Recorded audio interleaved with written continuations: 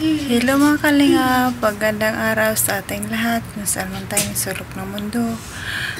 Sana nasa mabubuting tayong kalagayan. Ito guys, mag-reaction video na naman tayo sa video ng Kalinga Prab sa Jumcar. Alam ko naman na dito tayo kinikilig at nalalaman natin ang totoo sa kanila, kung ano talaga ang kalagayan nila ngayon. Sana na magiging sila talaga. Siguro naman nagiging sila talaga. Una sa lahat, pasalamatan natin ang ama ng Kalingap, Bal Santos Matubang, Ate Edna Vlog, Kalinga Prab, ako Jomar Vlog, at sa buong Kalingap team. Tulungan natin sila guys para maraming ba sila matulungan na babae sa kabayan natin mahirap. Let's go! Hello mga Kalingap, dito na natin matunghayan ang sagot ng dalawa.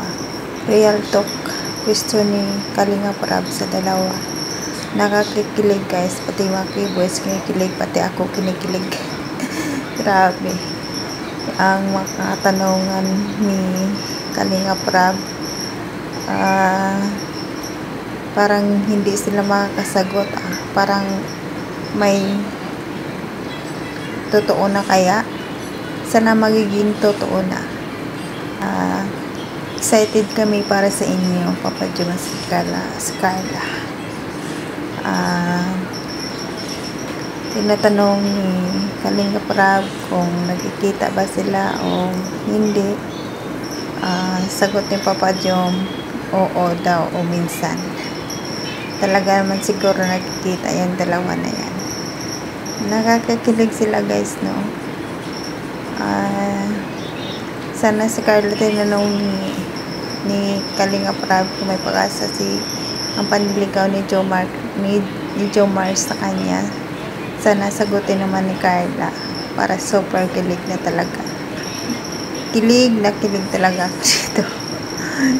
Hindi ko mapigilan ang paulit-ulit na panood sa kanila.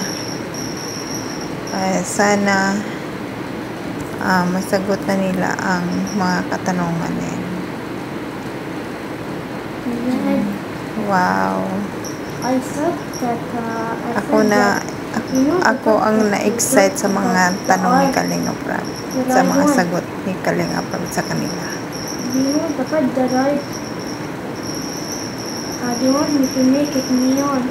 Ito guys, pasalamatan mo natin ang ama ng Kalingap, Bal Santos Matubang, Ate Edna Vlog, Kalinga Prab, Kuya Jomar Vlog, E-Boys, Charity Vloggers, Kalingap team, Kalingap supporters, at sa lahat ng buo ng Kalingap. Supportan natin sila guys para marami pang silang matulungan na babae sa ating kabayan na panghihirap.